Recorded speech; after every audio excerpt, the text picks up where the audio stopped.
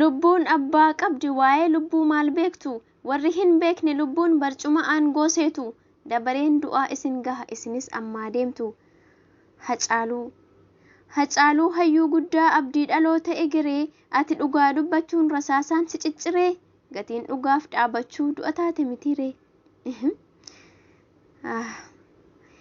Jijjiirama addunyaa yaa firii kiiloo 4 erga achiin isaan geesse si ajjeesanii jarrii. Asitti dhaabbachuu kee sabni kan kee hin yaanne amanuutu ulfaateem abjuu keessaa hin baane. Isinii yaa jarana maaloo dhabadiin isaa maal irratti argitanii kichuu ola deemtuu kanamaaf karaattan bistanii. Bar inni tokko miti nuyiif kuma kitilaa ijaaf gurra sabaatiim lammii isaatiif miila. Addunyaatu barbaadaam lubbuun isaa qaaliidha. Qabeenyaa lammii ajjeestanii rakkoon keessan maaliidha? Biyyaaf jedhee utuu fiiguu wareegee lubbuu isaa isinuu bakka hin yaanne ol seentanii achi keessa kan gumaachuu fi qabdan galata isaa kaleessaa rasaasa itti roobsitanii baastaniire lubbuusaa. Lubbuu isin baastan kun isiniif gatii qabaa? Akkamittiin ajjeestu dargaggoo biyyaaf jabaa? Sammuun keessan kan darbe maaliif yaadu dadhabaa? Kanaaree gatiin gaarummaa gatiin biyya ofiif dadhabuu gatiin dargaggoo kanaa maaf ta'ee lubbuu dhabuu? Cubbuun gadameessa haadhaa ciniinsuun seesin haa qabu. Jireenya jibbeef miti biyya koof jedhee kaate bakka geessan geessanii lubbuun isaa salphaa taate. Lubbuu Hacaaluu irra aangoon garaa sin nyaate lubbuun isaa harka keessanitti akka salphaatti baate. Dhugaan kan eenyuuti ree?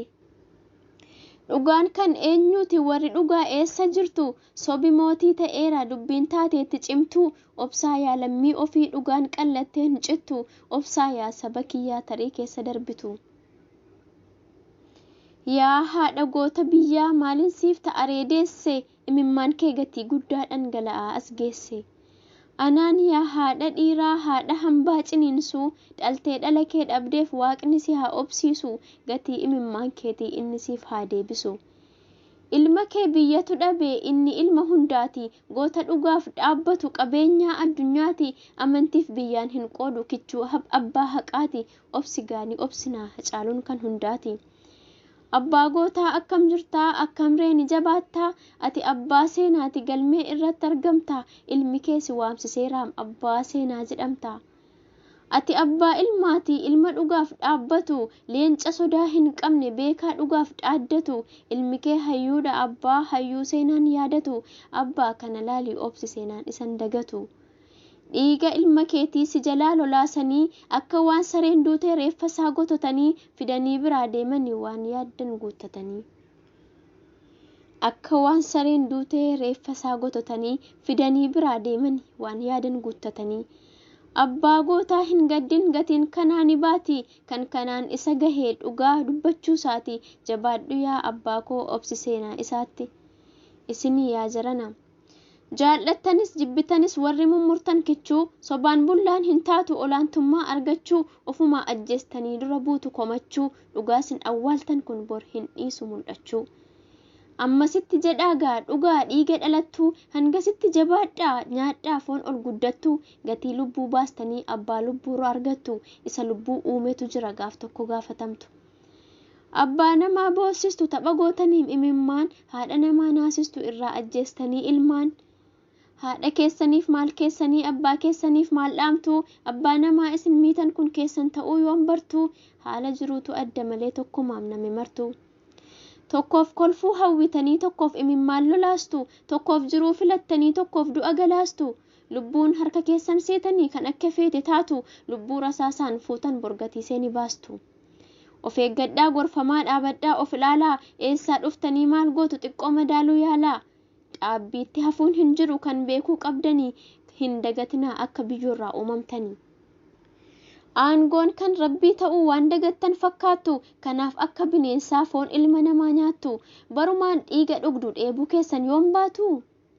Sammuudhaan yaadaa maaloo amala kana dhiisuu uummata harka qullaa rasaasaan ficcisiisuu kun dhiirummaallee miti goota sin jechisiisu daa'ima gorsa malee ajjechaan hin barsiisu.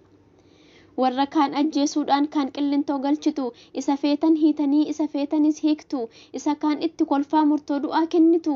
Seenaa qoradhaa maaloo yoosuu haqaan bulchitu, seenaa gaggaariitu jira mootii haqaa argitu. Dubbatamee hin dhumuu waa'een keessan gonkumaa, gochi keessan suukanneessaan yoom dubbatamee dhuma. Adaraa kan hin jedhu yaa warra lubbuu baasuu, imimmaan haadhaa sanaaf xiqqoo qabaadhaa naasuu. Amma isin haa gahuu haalaan na dhaggeeffadhaa, fafakkeessuun haa gahu asumatti dhaabbadhaa, akka waan ofii uumtanii lubbuu baasu saalfadhaa. Lubbuu ati qoosaa gootee harka keetiin galaafattu, rabbi inni lubbuu uume bor gaafa si gaafatu, lubbuun kaa'e maaf baaste jedhee yoo si gaafatu, maaluma ta'aa laata deebiiti isaaf laattu. Jedhee yoo si gaafatu fuuldura isaa dhaabattee, lubbuun kaa'e baasuudhaaf maaliif sababa taate? Maaluma ta'a laata deebiin kee yaa namana, gatii lubbuuti baastee siif baate yeroo sana. Har'a humna qabdu waan barbaaddan ni gootu, meeshaa harkaa qabdaniin uummata baay'ee mootu. Warra rasaasa malee keessi keessan duwwaadhaa, kun maquma keessanii abeet jedhaa uwwaadhaa. Uummata miskiina fixxu onneen keessan meeshaadha. Zaalimtootaa isinii gatii keessan hin dhabinaa, imimmaan haadhaa isin haa qabu boohicha hin dhabinaa. Haati ilmoo see dhabdee garaa hiite sabbataan, isinumaaf haa ta'u rasaasisuun sababaan. Barcuma keessan haa jigsu kan isin caalu jabaan.